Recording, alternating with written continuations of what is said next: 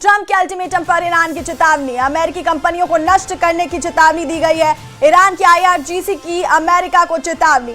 Iran के Islamic revolutionary guard corps यानी IRGC ने अमेरिकी राष्ट्रपति डोनाल्ड ट्रंप को कड़ी चेतावनी दी है और यह कहा है कि अगर अमेरिका तेहरान की ऊर्जा सुविधाओं पर हमला करता है तो वो हॉर्मुज को पूरी तरह से बंद कर देगा।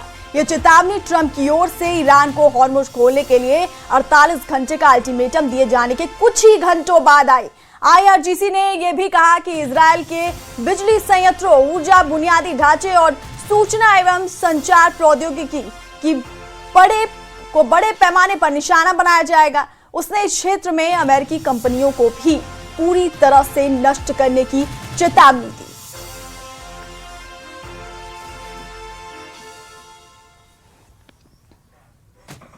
और इजरायली सेना का लेबनान पर बड़ा हमला। लिटानी नदी पर अल कासमिया पुल उड़ाया गया।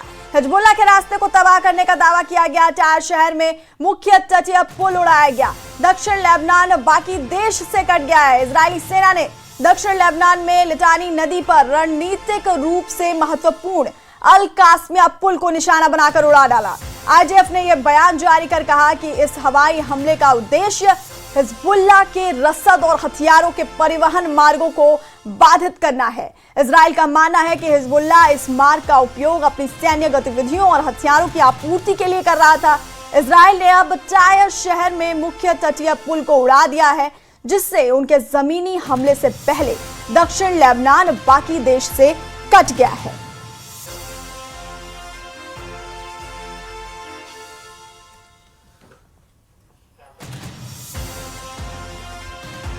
तो इजरायली सेना का लेबनान पर अब बड़ा हमला। लिटानी नदी पर अल कासमिया पुल को उड़ा दिया गया है और हिजबुल्लाह के रास्ते को तबाह करने का दावा किया गया है। टायर शहर में मुख्य तटीय पुल को उड़ाया गया।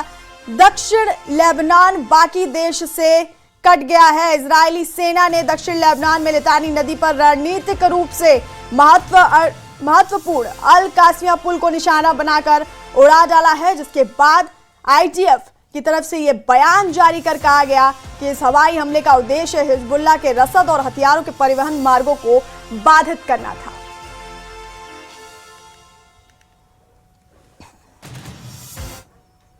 और ईरान का F-15 फाइटर जेट मार गिराने का दावा किया गया है। हॉर्मुज के पास ईरान ने मार गिराया F-15 जेट। ईरानी मीडिया के हवाले से बहुत बड़ी खबर सामने आ रही है।